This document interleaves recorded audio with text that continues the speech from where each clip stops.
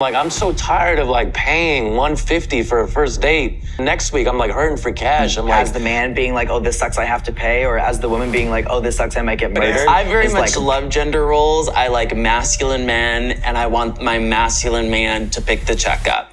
What's up, YouTube? Welcome back to the Right Point of View YouTube channel with your favorite host, Ashley. And today we're going to be reacting to a pretty interesting video. And this one is by Vice. It's a popular YouTube channel, and it's going to be on the topic of masculinity, which is one of my favorites, actually. That being said, let's get right into it. I won't hold you up. Hope you enjoy the video, and the video starts now. My name's Krishna. Thank you all for being here and talking through masculinity, what it means to be a man, etc. Obviously, we couldn't fit every man in the country into this room. We tried to get a diverse perspective, but of course, that caveat, we're not everyone. I wanted to start by telling you why this is something that I'm interested in. I have an 8-year-old son, and I'm seeing him absorb what manliness might mean. I'm thinking to myself, what does it mean to be a man? To start, maybe we could just introduce each other to each other. And if you were to describe what it means to be a man or to be masculine. My name is Tahoe. I'm a black man from the hood. When I was young, being a man, you had to be tough. You had to be hard. And now, to me, being a man is a lot different. Now, to me, being a man is knowing when to be soft. Knowing that you don't always have to run the charge. You can actually listen. You know what I mean? So things have changed a lot over the course of the years for me. I agree with this perspective. That is how I grew up as well. My dad was extremely masculine, alpha, flex your muscles, hands dirty kind of situation. So that's what I was used to. That's what I grew up with. It is kind of interesting to see society as a whole turning around, which I can't help but feel is a part of a greater agenda.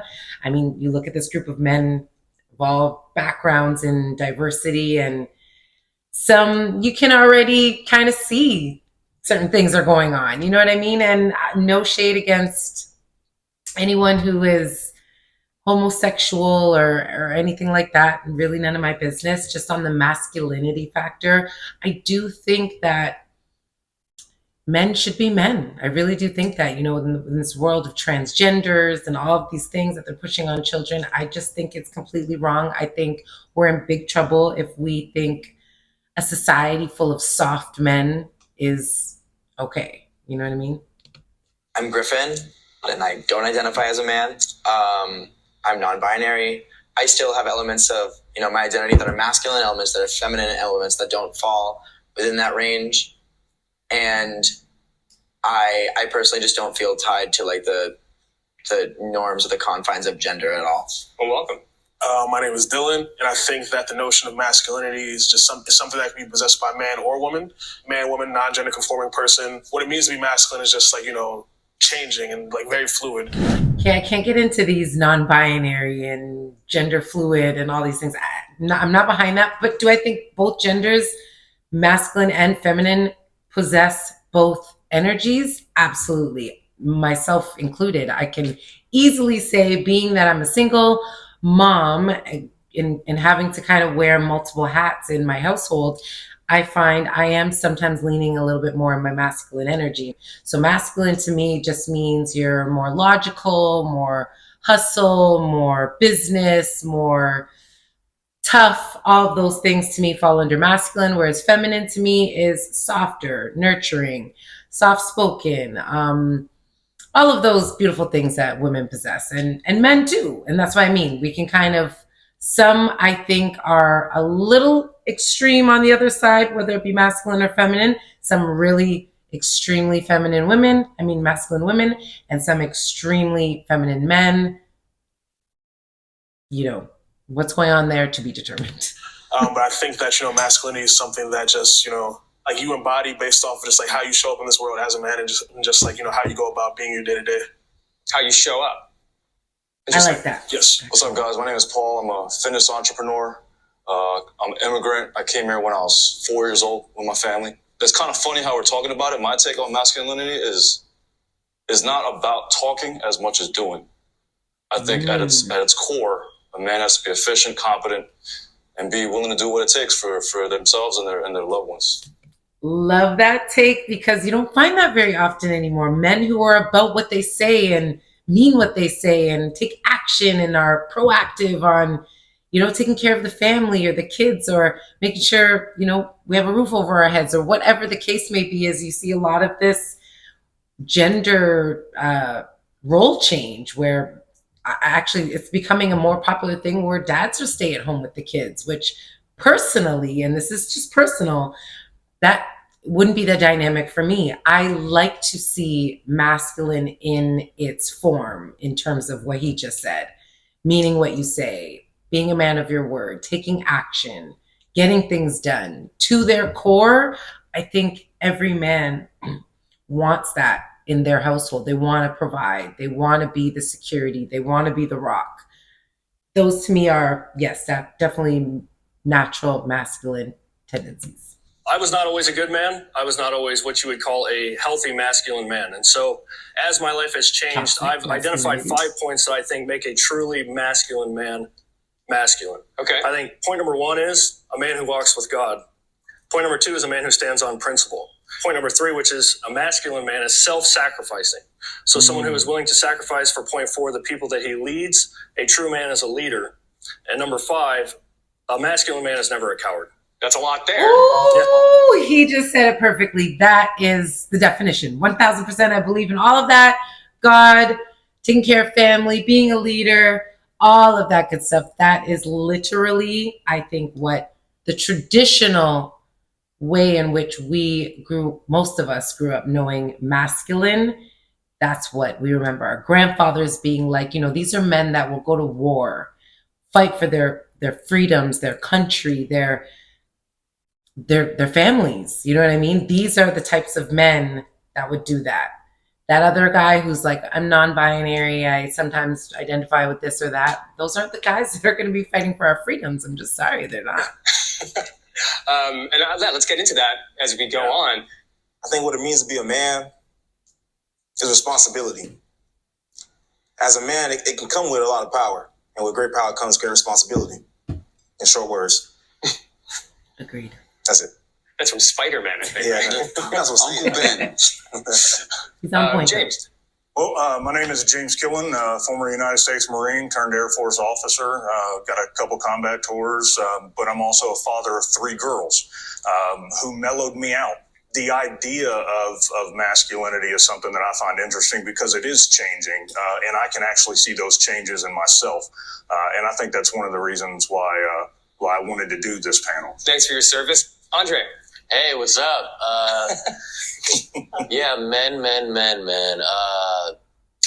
I think my idea of a real man is, someone that gets the job done, and provides and all that. I don't even know what that means anymore, but I don't know. It's changing every day. How do you think it's changing? No, it just seems like everything is changing every day. It's like a new world order. So I have a hard time keeping up with stuff. So I feel like And I blame some of what his confusion seems to be is the feminist movement, right? Is a lot of women in fighting for equal opportunity and, an equal playing field. We've confused the roles, right? Now women are working, women are corporate, women are, like I said, it's becoming more common. Men are staying home with the kids. And I think truly we have a human nature about us. And when you kind of wrestle with the natural order of things, it tends to leave us a little bit lost and confused. And I think that's what we're seeing, even going down to the kids and them wanting to change genders or just be no gender at all or identify with an animal or a goat or something is just, it's weird, right? So I think that is a byproduct of just being lost and us just really being confused because we're being pulled in so many different directions. We don't recognize where our true nature belongs anymore. In my opinion, if you guys know what I mean. tomorrow it's going to be something else and people are going to comment and be like, you're wrong, it's this now. It is hard to talk about some of this Yeah. stuff because you feel like you might say the wrong thing. I'm not really masculine myself, so I feel like I'm like the wrong person to ask. Maybe the right person to ask. Christian. What it means to be a man is to be a adult human male. That's sort of a very formal definition, but I think that might be a good place to kick off because there's a lot of talk, of writing, of research these days that says there's a crisis in masculinity. Is there a crisis in masculinity? If so, like, what is that crisis? Yes. The thing that I see is a lot of deconstructing generational trauma. The be a man, boys don't cry, this, that, and the other thing. And I think that's actually one of the reasons why we see it as a crisis, because we're actually trying to redefine what it means to be a man, and none of us have any idea because we're just out here trying to be whoever we are. That's right. I think that historically, being a man was rooted in patriarchy and misogyny. And now we realize how harmful that has been over the years. And so we don't really know how to define where we're supposed to be. And I think the reason that they're saying it's a crisis is because the box has gotten so small for just being, say, straight, just being a hetero, right? Because if you do anything, women judge you. What do you mean anything? If I dance a certain way, or if I wear my hair a certain way, if I dress a certain way, they go, real men don't do that. Real men don't do that. He has a point. I'm not going to lie. I think because of how fine of a line some masculine are dancing, maybe we're a little extreme with it at times, but there is sort of a mocking happening. You see a guy wear maybe a longer, looser shirt than normal. Oh my God, he's in a dress. And, he might wear, I don't know, but there's some weird things going on in fashion these days. We do have to admit that.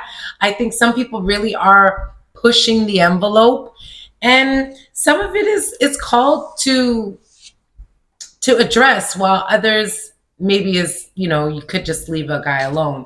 Like for me, I'm not going to lie to you, I'm seeing people like Drake and some of these really big celebrities who we've never really seen that behavior from before starting to paint their nails, and a lot of rappers wearing dresses and skirts and bodysuits. And it's really, especially if you're from the hip hop Black community, that's a very rare situation. And maybe they're trying to redefine the borders of what's allowed and what's not, even in hip hop and rap and all of those things. But to what end? Because some of these things I really do feel like are feminine expressions. A skirt, nail polish. Like, I know there are rock stars and things like that who paint their nails black or whatever, but I think it's dancing a fine line. I really do. In terms of real things like men crying or expressing themselves, like actually expressing themselves, of course, they need a healthy space to be able to let go of some of that weight they carry, because as men, being that they're built bigger, they're built stronger, they are made to deal with a different set of types of issues than a woman is by nature. So, and I think that comes with the union, right? Is if you have a really good woman who you've really put time in and intention in to actually choose and build a family and a life with, she will give you that space. She will nurture that masculinity and that healing that everyone needs every now and again, and vice versa. I do believe there's like a perfect unity between masculine and feminine energy, which I think another reason why I think it's not right to start messing with that nature, because then here lies confusion. This gentleman right here who claims he identifies with whatever when he feels like, he looks confused to me. And that's I'm trying to be very careful, because you do have to be careful when touching on these subjects, but I think they're important conversations to have at the same time. But anyway. And so you get scared to move a certain way because you don't want to get judged or outed out of the accepted part of your community. And I think that kind of has us in an uproar, and we don't know where to be. Like, where's the safe place to be for men now? You know what I mean? And it's kind of disturbing. I was what you would call a toxic masculine male growing up. And I had good men that sewed into me. You know, they gave me good advice, but I never found manhood or never understood my place as a man until one day I humbled myself and I gave my life to the Lord Jesus Christ. And I'm telling you right now, walking with God changed my life forever. Can you define toxic masculinity? Like, I would say toxic masculinity is like what he was just saying, where you're using that leadership role or that aggressive nature in a harmful way to harm other people to get your way. So the biblical structure for manhood is very humble. It's self-sacrifice. It's not self-motivated, but it is motivated by principle and standing on what's right. So there is a clear-cut vision for manhood in the Bible that I live by, and I think our culture used to live by, and I think our culture has lost its way. I think everybody 100%. sort of has a different definition of toxic masculinity. I don't find masculinity toxic in and of itself, but I do believe in bad men and bad men exist. But does that mean every man is toxically masculine? No. When you're talking about a crisis on masculinity, I think that there's a lack of understanding there. So it's like masculinity, being masculine isn't toxic. It's just like there are portions of it that you can dive into that make it toxic. Because I think a lot of what we think of masculinity is tied into patriarchy, right? Which is to say, like, for the longest period of human history, like, men dominated women and got the lion's share of stuff. I think a lot of times some people make masculinity into a caricature, like it has to be this alpha bro tough guy. Exactly. And I find the low-key guy who, you know, is a really great father and a great husband and maybe not like drinking raw eggs every day to be a lot more masculine than the alpha bro who's going and like banging 20 women per weekend and not a responsible man. I find it more masculine to be a good guy. I think that a background of this is that we are saying that gender is this like real thing that has real ideas and implications. And Griffin, I'm wondering, as someone who identifies as non-binary, how does this conversation strike you? Well, I think that it kind of becomes like irrelevant whether or not we attribute like having like a good ethical compass to being like masculine. Attributing that to like the gender constructs which we have made up, which are like somewhat pointless, like kind of just feed into needless roles that uphold the patriarchy without even knowing it. A lot of them. Okay, so this is what I'm saying. These guys lose me. They really do, because you're all over the place. I mean, there has to be some law and order, even within our nature. You know what I mean? God did create us, and maybe you're not God-fearing. Maybe you don't believe in that stuff. Then we're having a completely different conversation. But I'm moving forward with God in mind in everything that I say and I do. Are we perfect beings? No. I think, but I do think most of people like this guy, who is kind of lost in my opinion, goes back to what the other guy was saying. He found his way in Jesus Christ. God is missing out of most of these conversations. And that's where I feel like it's coming from first, is people have just lost their way completely. And when you find God, which I believe is finding God is finding yourself, your purpose, it all makes sense. You do become, you come into your nature, you come into your form.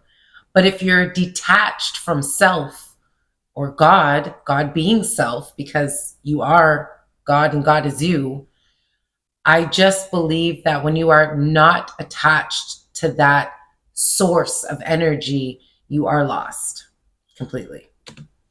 Those things are just things that people should be doing because they're like morally right. Like if you're in a family, you should probably support your family. And I really don't think that it has to do with like your manhood.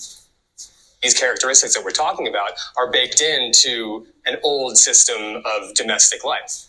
I think that's okay, not an old system of domestic life. You even think about kids. Everybody knows boys are usually rambunctious. They like to play fight. They play with their swords. My brothers used to play fight all the time. It is something that is inside of them.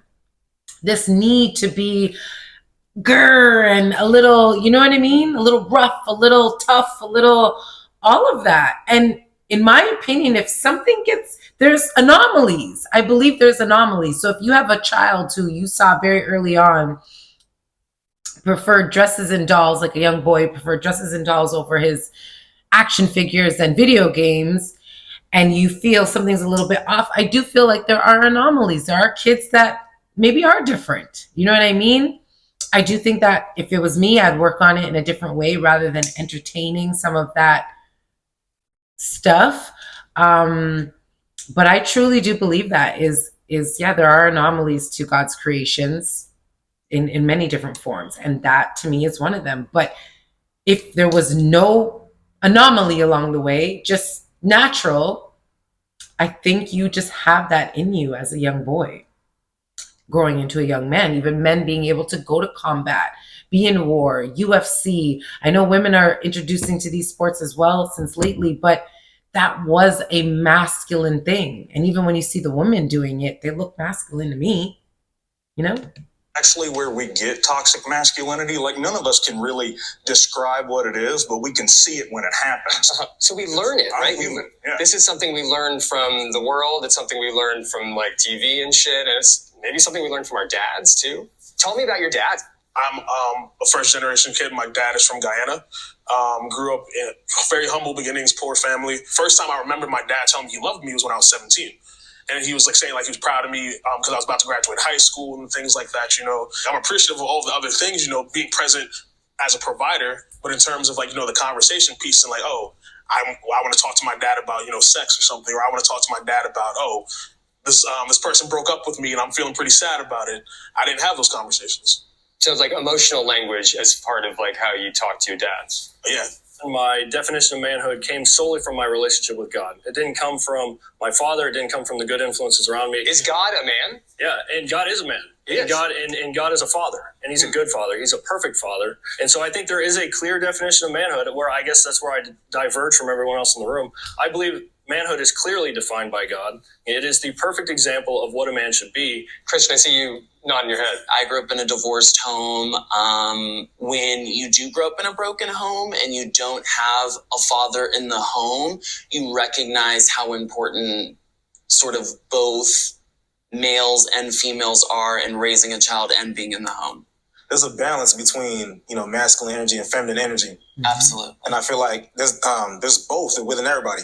And so there's a balance that with masculine energy in itself that I think a lot of people have trouble trying to like reconcile within themselves. Like, yes, being a man, you work hard, you take care of your people, but you got to be able to have that emotional side too, which is where the feminine energy comes in. Y'all just like triggered something in my head when y'all was speaking about having both in the home. To me, I didn't really have it that, and it made me feel a way. But I think that I always wanted one, and so I wound up at a certain age going outside and trying to find what masculinity was outside. And that is a huge thing, unfortunately, within the Black community, especially. And I'm not saying other people, other cultures don't have that issue, but everybody knows Black dads staying in the home, staying with the family is almost a rare thing these days. And to his point, that happens a lot, is you crave that masculine connection as a young man. Your mom can only do so much. And in these cases, usually young boys like this, especially if you grow up in the hood or in the inner cities and things like that, you end up finding that leadership from other people who are also toxic and broken and in the street life and slanging drugs and doing things they shouldn't be doing. And that's who you're learning from. And then the people teaching you feel like, yeah, I'm getting you ready for the real world. You know what I mean? They think they're doing something good for you, stepping in where you're lacking. But unfortunately, they don't have the right advice to give. And then it's just this crazy cycle. It does happen a lot. So I went on the corner and there were 20 of us on the corner and none of us had dads. We were all messed up. And so we all taught each other the wrong way to love, to be loved. And then I think in society, there's way more people like that. And a lot of kids who don't have fathers in the home, look for that father in the world or in a different way. Yeah. Well, first, I think that like attributing like proper family values to like a heterosexual couple with children is like just not effective. Like I think that it's obviously like a heteronormative take to be like man and woman and then a child, and that's how you create like a good family. And whether it's like a single mother, single father, or like a queer couple, like I don't think that it's necessary to like attribute men and women to like certain roles in the household. I think that it's only due to nurture those gender norms that we follow. Male and female matters. God gives you one of those identities, you take on that role. And now you're responsible for not or for fulfilling that role. There's a masculine crisis because men are not taking responsibilities for the God-given roles that they have in society. And so when you take away the need to say God made you this or God made you this, now you don't have to take responsibility for not fulfilling what you were called to do. 100%. And I'm sorry, but you can see how annoyed he was listening to him bring up God. And obviously that's far from where he's coming from. But to just disregard, to acknowledge that, like, he's just trying to disregard a masculine and feminine at all. Like, nurturing is the thing. It doesn't have to be attributed to feminine or masculine or whatever the case may be, just nurture. We have to acknowledge these norms. They are a part of our DNA, of who we are. And this is what I'm saying. In order to believe what someone like that guy believes, you have to really disregard what we know as science and human nature and what we actually are made up of. And that is a yin and a yang, masculine and feminine. And there's no taking that away. You know what I mean? That you also take away other things that somebody else may do. If I have a woman or a partner that wants to take on certain roles and I say, hey, those are my roles that God gave me in society, now I'm suppressing that person. Like, at the end of the day, we're all human beings. You define who you are and how you behave under God. That's what God gave us, free will. But also, like, I think that the religious beliefs should not be used to, like, dictate how other people identify or how other people live their lives. Humans need predictability, and when we put each other in these boxes, it gives us the opportunity to make decisions quickly. And I think that's what we're fighting is as a civilization at the moment, is the desire to put 7.5 billion people in specific boxes so that we can have some sort of predictability or stability in our lives. I feel like it's no different than how we operate in our day-to-day as a human race. There has to be law, there has to be order, there has to be borders. It can't just be a free-for-all. There has to be some definition to what we're doing. Do I think there are some people who are lost and confused along the way? Yes. Do I think there are some anomalies at times? Yes. That's why we're built different. That's why, in order for a man to become a woman or vice versa, they have to pump themselves with pills and estrogen or testosterone and all these things because they're required. How can you say in one breath, I have to go through all of these changes to conform to one of the either or sex, but at the same time say that none of these things matter to the sex? It doesn't work. That's why half the time when they're speaking, it makes no sense. And it's so hard to get behind. Honestly, it really is. Emotionally abusive young man in my 20s because I had an idea of what my wife should do. And it caused a lot of stress. Why were you the way you were? You know, I had a lot of anger. I had a lot of pent up rage. I had, some combat stress that I had to deal with also that I wasn't dealing with because men don't show emotion. There is a social construct that benefits men. And so the responsibility that I've learned as I've gotten older is learning how to not enforce my power, learning over women, over people. You're saying that role gives men more privilege, like an advantage and privilege. I'm saying that it is more self-sacrificing. I do not have free time. I do not have hobbies. I do not wake up during the day and do what I want to do ever. I'm thinking about my wife, my kids, my business. But that's your decision, and that's not like a mandatory thing of your masculinity. Well, if you believe that God is true, I don't, and you believe that He is God, then you do have that responsibility. What privileges are you referring to? Like, what privileges do men have? We've constructed this entire society to benefit us. Break it down. Like, what privileges exactly? Break it down. Like, please. we talk about the wage gap, or if you look at Roe versus Wade, men controlling women's bodies. Okay, now this guy's going to irritate me because now you're just taking out political talking points. No, not true. Actually, men are at a serious disadvantage than anybody else. They have to carry the most bullshit. They work the hardest jobs, the dirtiest jobs, the longest hours. They don't get paternity leave like women get maternity leave. There are and it's not to say men have it necessarily. I think they do have a little worse than women. I'm not going to lie to you. But Women have their own set of things that they're at a disadvantage of as well. But that's why I'm saying together we make the perfect union. We are supposed to be different. We are supposed to be supporting roles to each other. It shouldn't be this is me, this is you. It's this is us. This is how this works. This is how this works. And this is how we're going to bring it together to make this beautiful union and grow this beautiful life. When you're not connected to your purpose and your role, it's like it's not locking. You know what I mean? It's not conforming. And that's why you get a lot of these divorces and breakups, because people are not putting in the work anymore. They're not being self-aware. They're not being accountable, which is that guy saying he's coming from a religious perspective, which I'm telling you, when you can connect to God, it's a completely different conversation. It really is. Even if there might be those privileges, there's also more men who commit suicide, more men incarcerated. I think when you talk about like incarceration rates and things like that, like things that men are a victim of, I think that it's important to like recognize, like, I don't think that men are oppressed solely on the grounds that they're men. I think that men like experience oppression based on like the intersections of their identities, which is, you know, why we see like different like lower class jobs being worked by men, or like higher suicide rates, or like incarceration rates going up, because like men, like Black men, brown men, indigenous men, queer men, trans men, etc. Those people like face oppression, they experience oppression, but it's not solely due to their identity as a man. But I think dating and sex is probably a very interesting place to think about this, because it's changing field as far as like what people expect of each other. I date in New York City a lot, and dating wise, there's a lot that's like asked of a man. Like first dates are like nightmares. Dude,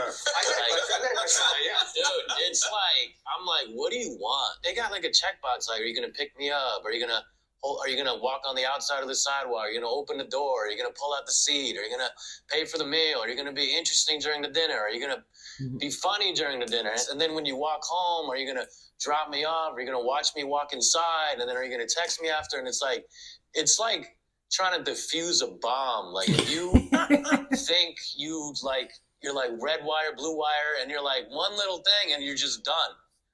And it's like, I'm to the point where I'm like, I'm so tired of like paying $150 for a first date, and then you just ghost me. And the next week I'm like hurting for cash. I'm like, I could have really used that $150. Like, why? Okay, bro, sorry. This is going back to that guy's earlier point about being responsible and showing up and all that stuff. Like, honestly, I don't think you should be dating if you're that broke. If one date breaks the bank to the point where next week you don't have money, you need to go focus on getting your money together, getting your finance together, getting your life together before you start taking out women. Okay, that'd be number one. So then, when it doesn't work out, it don't affect you like that because you're up. That's one piece of advice. Secondly, yes, this is going back to the disadvantage I think men have, is women do have it pretty easy if we put our minds to it. We do, like, you know, we have a lot of the issues we do have are subject to maybe some of the family stuff, like bearing children and being a stay-at-home mom, or whatever the case may be. Those, you know, being a new mom, especially, or a mom of a new baby, it's a full-time job, breastfeeding, the emotions you go through, your hair falling out. Like, there's so many disadvantages for women as well. But when you get out into the real world, men have it harder. I'm sorry, they just do. In every avenue, it's harder. It's more competitive. It's tougher. It's harder on you. It's longer. It's greasier. It's everythinger. Seriously. I did I have to, you know what I'm saying? The trade-off of like going on a date and as the man being like, oh, this sucks, I have to pay, or as the woman being like, oh, this sucks, I might get murdered, is like a pretty big, you know, imbalance. What? On a first date, should the man, or whoever identifies as the man on the date, pick up the check? Show of hands, who thinks yes? Yeah, should is a weird. Yeah, shit's a weird way to put it. Okay, sorry. How would you put it? I very much love gender roles. I like masculine men, and I want my masculine man to pick the check up. My friends seem to be the same. My girlfriends seem to want that as well. But I have a male friend who was naturally doing that, and with the dates he was going on with women, they were offended that he like took the check. So I think like, hey, if this woman doesn't want him to pay and she wants to show she can pay, go off. I think it's a matter of preference. Like, you know, if someone picked it up for you, like, you develop a kind of rapport, respect with that person. Like, so be it. If the other person, you know, the woman you're with doesn't want that, then maybe it's not the match for that person. So I think it's Agreed. I do think all of this comes down to personal preference. Me, I want my man to pick up the check, okay, or my date, even on the first date. I want him to pick up the second check, the third check, the fourth check. As a woman, I'll do nice things for you along the way. Also, thoughtful things. I'll buy you things. I'm the type of girl. I'll see you. I'll see something nice in the mall, and I'm like, that look good on my man. You know what I mean? But no, I'm traditional that way. I want all of that. Pay the bills. You know, maybe I pick up a utility, or I'm that girl. I'm sorry. I'm a little old school that way. And then you do have some of these modern women who are like, no, I got it. And if that's you, then go on, girl. Just have a guy who appreciates that. You know what I mean? Doesn't have to be this way. But I think it's masculine, and I prefer that. dependent on the situation. I think that there's such a thing as financial abuse, and men seem a lot of time, because they spend, that a woman has to be under them or owes them something. I think that's when you get toxic. Me personally, I love to take care of my partner. I love that feeling that I give them, that they're taken care of when they're with me. And that's when it's with friends, anybody. If you're with me, I got you. Like, I guess what I'm hearing from you, Andre, is that there's like a lot of pressure to inhabit the masculine side of the social expectation. And yet you might not get the benefit that you would have expected generations ago. Because he's not there yet. He should work on self a little bit more so he can gain that confidence, gain that money, and then ultimately gain that respect. It's a cold world out here, y'all. I'm sorry. Women, since the beginning of time, are looking for someone with security. And even the ones who tell you otherwise, I'm sorry. I'm here to tell you, I believe in their core, they want it the traditional way. Women, even the ones who are reaching into their wallet, that gets old real fast and unromantic. Like, every time you guys go out and the girl's just reaching into her wallet, not cute. It's not. I'm sorry. And that puts you in a weird position. Yeah, well, we live in a city where there's 8 million people, and a lot of these girls, especially if you're really attractive, guys are hitting on them all day. So they feel like celebrities. You got so many options. I don't blame you. I'd be the same way. Becomes like with somebody better. I think technology has a big part to do with that now. Like, a lot of times, like online dating, Instagram.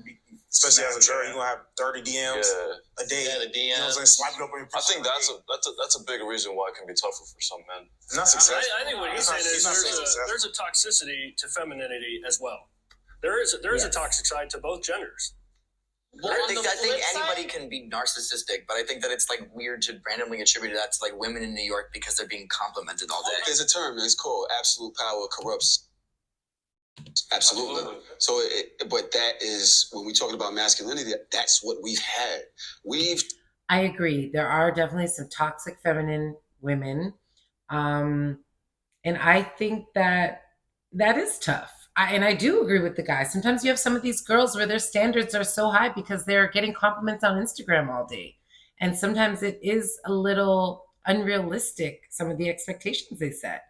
And I also think that all these social media influencers and people becoming celebrities overnight over the weirdest things is changing the mindset of women as well, and how they, where their standards are. A lot of the times, these women are looking for something that don't match what they're offering. You know what I mean? But everybody thinks they're like Kim Kardashian these days.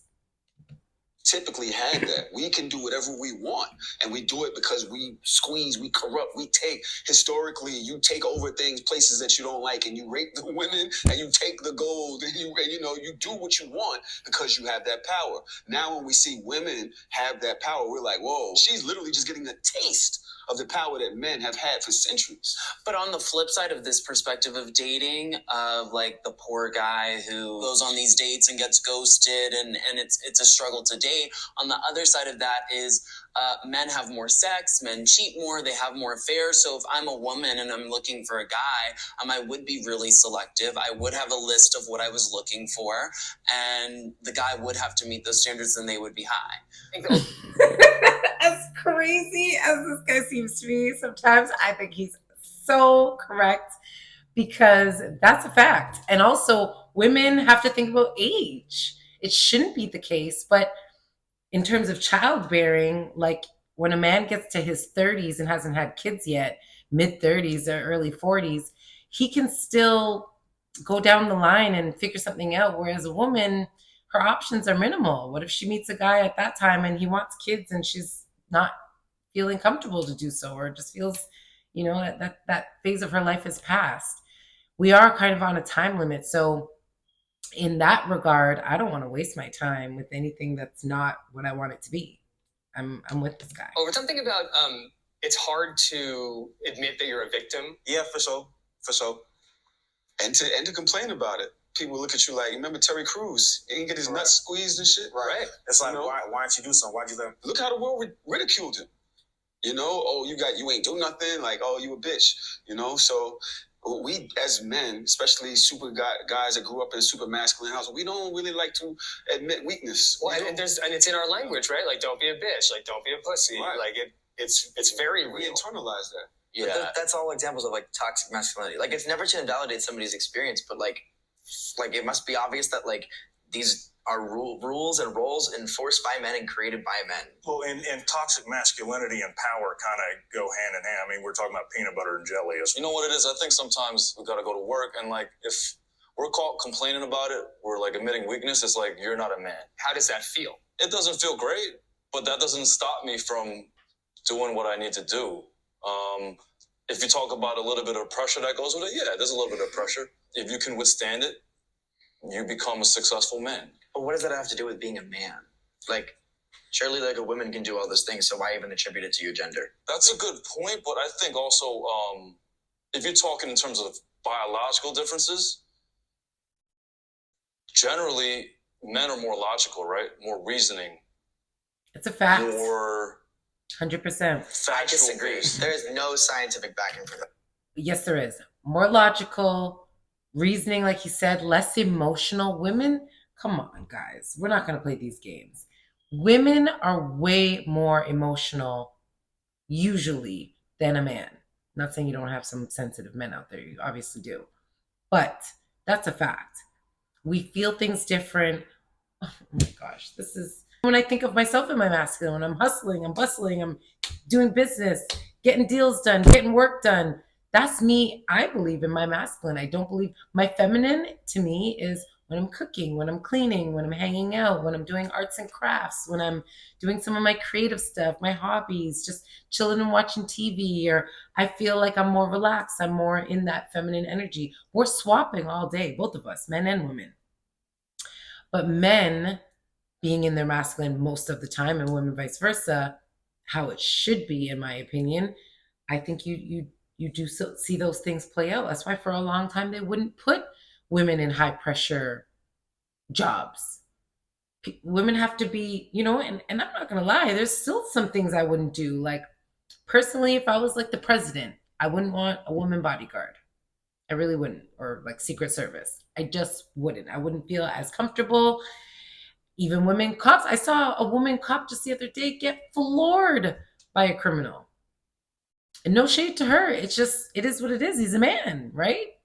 And you're on a dangerous job that sometimes require confronting big men. What are you going to do? Pull out your gun every time? You know? That whatsoever. I just think it's a commonly used stereotype. I mean, I'm so not, what they maybe talking about, okay, you guys can say that. I think more about me. Like, I'm more of like a logical, factual based guy. Like, I have emotions, but you know, I don't let that deter me from what I need to do. Like my reasoning. Do you talk with people about your emotions a lot? I mean, I have friends. I have close guy friends I can talk to. You do? Yeah. I'm going to end the video here. I think these guys brought up some really important conversations that are necessary for today in terms of getting in tune with masculine energy and your feminine energy and understanding that both exist in all of us. I think some people like that other guy, the blonde guy, who is just a bit extreme with the non-binary and just no gender, roles and not conforming to anything. I just think it's not rooted in reality. I really do. And these transgenders and some homosexuals, I just find are a little bit lost in what path they're trying to go down to justify their own actions. And I have nothing against their own actions. If they want to do whatever they want to do, that's their business. But I think when it starts to get confusing is we're now introducing all of these things that are just unfamiliar to the average person. The average person isn't feeling so disconnected from their gender. The average person, the average young boy just wants to play, fight, and play video games and rustle around and be rambunctious. The average young girl just wants to play with her dolls, play dress up, play house, and all of those things. That is the majority, not the minority. We're not talking about the minority.